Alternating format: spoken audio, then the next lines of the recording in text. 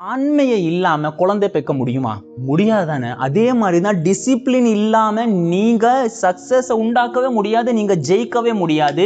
Discipline தான் success உடைய கீயா இருக்கு. உங்கள்ட்ட டிசிப்ளின் இருந்துச்சுன்னா நீங்க சக்சஸை தொடர்ந்து உள்ள நுழைஞ்சிருவீங்க. ஆனா இந்த டிசிப்ளின் ஏன் நமக்கு ஒரு பெயின்ஃபுல்லான ப்ராசஸா இருக்கு? எதனால நம்மால டிசிப்ளினாக இருக்க முடியல? ஒரே விஷயத்தை தொடர்படியாக செய்ய முடிய மாட்டேங்குது. ஒன்னு செய்யணும்னு நினைக்கிறோம், ஆனா செய்ய முடிய மாட்டேங்குது. ஏன் இப்படி இருக்கு? why discipline feels painful? Discipline ஏன் பெயின்ஃபுல்லாக நமக்கு தெரியுது? இதை டாபிக்கா வச்சு ஏன் தெரியுது சொல்லி நம்ம சைக்காலஜிக்கலாக உள்ள நுழைஞ்சி அதுக்கு அடுத்தது நம்ம இதுக்கான தீர்வை பார்க்கலாம். முதலாவது பாயிண்ட் பாருங்க, பிரெயின் வாண்ட்ஸ் கம்ஃபர்ட்.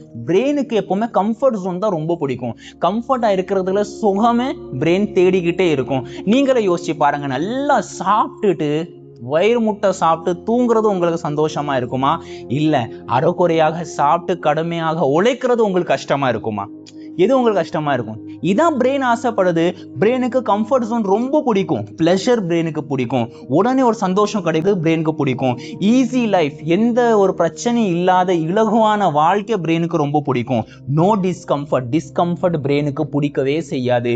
கொஞ்சம் கூட டிஸ்கம்ஃபர்ட் வந்தா பிரெயின் அன்ஈஸி ஆயிரும். பிரெயினுக்கு பதட்டம் ஏற்பட ஆரம்பிச்சு சொசைட்டில பிரெயின் போயிடும். இப்போ டிஸ்கம்ஃபர்ட்டை பிரெயின் வெறுக்குது, கம்ஃபர்ட் ஜோனை பிரெயின் விரும்புது. ஆனா உண்மை என்ன?